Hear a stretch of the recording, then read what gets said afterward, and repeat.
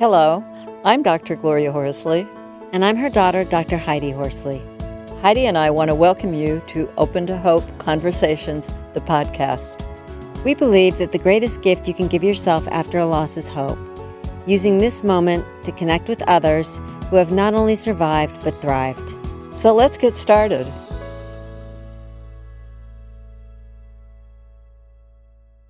Welcome to the Open to Hope Show. I'm your host, Dr. Gloria Horsley, with my daughter and co-host, Dr. Heidi Horsley. Well, Heidi, we have got a really good question for today from Margaret, and it's in dealing with hospital error. Medical error is the third leading cause of death in the United States. 144,000 deaths occur every year with medical error. Wow, that's amazing. Isn't that incredible? Yeah, it is. Well, it's disturbing because you think that when your loved one is in a hospital, when a family member is in a hospital, they're in a safe place and that people know what they're doing and that for the most part, they're going to be able to save them or help them. Yeah, this is in the hospital, but also medical error out because we, Compassionate Friends, I've gone to groups there where people's kids have died because more than one, they've died because they're in a facility for detox. And wow. They give them the wrong medication, or they send them out with what families feel like was the wrong medication. Or they're misdiagnosed. Yeah, and I've known people that have had those fentanyl patches put on and died during the night with a fentanyl patch. Yeah, you know, I remember a story like that we did. Yeah. So medical error is really something. Well, let's take Margaret's medical error. Margaret has an elderly mother, which is interesting. It's a medical error with it, and we'll discuss that. So she says that her elderly mother was scheduled for open heart surgery, and she said, I feel somewhat to blame that she died because the night before, she told me that they were lowering her blood pressure too much. Daughter, Margaret didn't advocate for her. I feel really sad and angry, wondering if I should take action against the hospital. Do you think this would make me feel better? Wow, Margaret, first of all, so sorry about your mother and what happened. You know, Heidi, her mother's elderly. Some people at the hospital would say, or you could run into some doctors that would say, well, she had the good life. Right. I think people minimize things and they say, well, at least she was old. I hate anything that starts with at least, by the way. But you know what? If somebody has been in your life for your whole life and they're old, that could also be very difficult because they've been in your life for many, many years. What is your life like without your parent on the earth? We don't, most of us don't know what that's like. So yeah. And interestingly enough, our major visit at Open to Hope, we have over 7 million people that visit us every year, and it's loss of a parent, an adult parent. Right. Just because someone has lived a good life doesn't mean we don't miss them, and then it's not very, very painful when they die.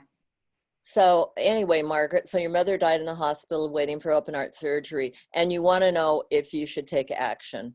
Well, I hear a little bit of feeling like, well, you said, do you feel like it's somewhat your fault? So there's a little guilt going on there. I am imagining that if Margaret really did feel like it was serious, that she would have taken action. Obviously, she didn't feel like it was serious enough, and she probably trusted the hospital that they would do the right thing. And I think that's normal and totally understandable. Yeah. I don't. So you expect the hospital to take care of him and give him the right medication and do what they need to. One of the things I think you ought to think about, Margaret, is yourself and these hospital suits and things.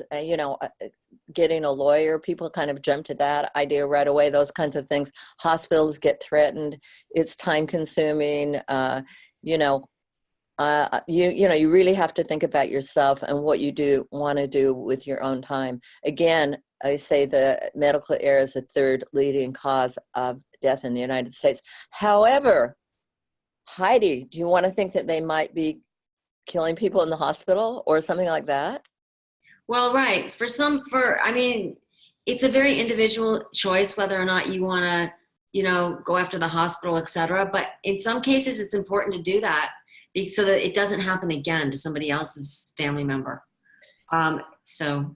Yeah, I've heard some people say, and I appreciate this, I don't want to really go after the doctor or the hospital. I just don't want him to do it again.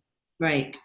So there are actually some things that you can do. Tanya Lord and I, Heidi, if you remember, wrote an article. Their little son Noah got his tonsils removed, and he went home and had complications from it and died. He was 4 years old.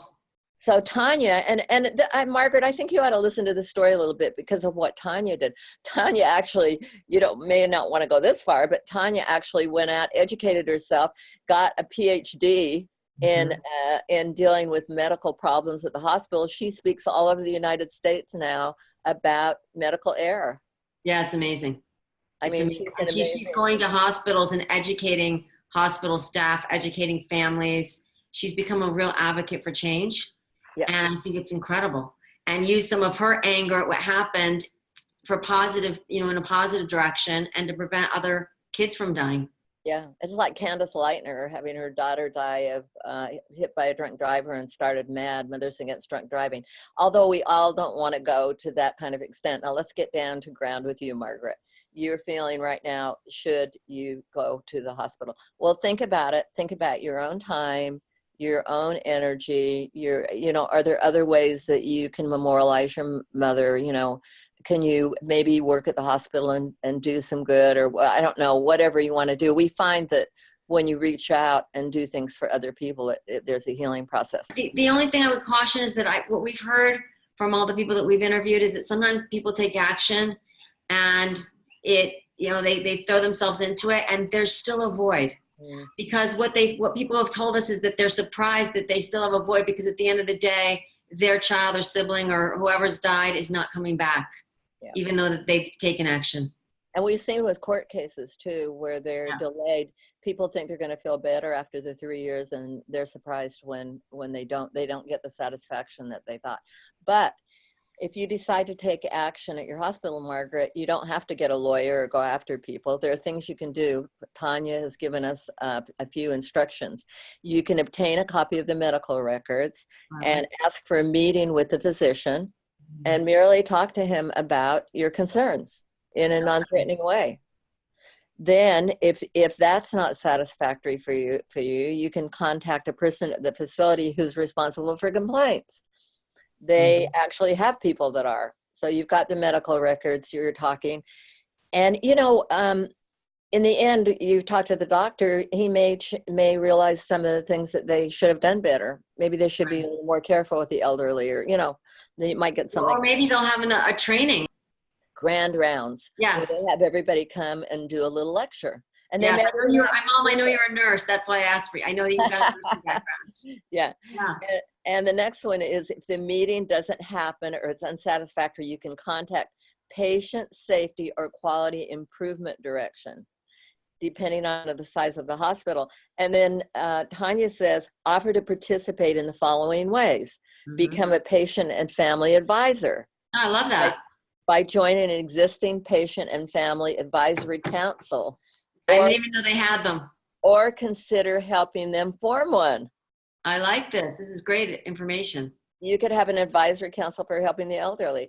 Offer to help a consumer reporting system. Now, I don't know exactly what that is, but there is a reporting system, so you can offer to help them. Suggest a CANDOR.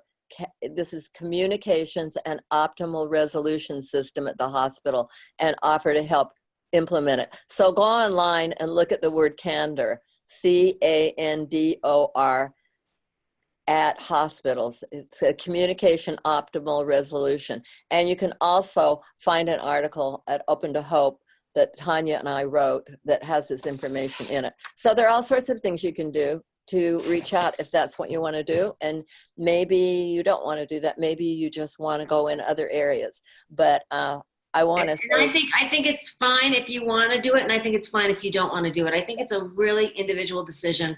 I have friends that have done it, like Tanya, and then I have friends that have decided not to go down that road. Right. Well, we want to thank everybody for listening and watching the show today. And we want to say to you that if you have questions, please go to our Facebook page and put them on there, or go to opentohope@gmail.com and give us your questions, and we'll answer them online. And Heidi and I always want to remind you also that if you've lost hope, please lean on ours until you find your own, and God bless. I'm Dr. Heidi Horsley. You have been listening to Open to Hope, the podcast. You can follow Open to Hope on Facebook, Instagram, and Twitter. To learn more, visit us at opentohope.com and go to Apple Podcasts to subscribe. I'm Dr. Gloria Horsley. Join us again next week for another Open to Hope conversation, where we invite you to lean on our hope until you find your own.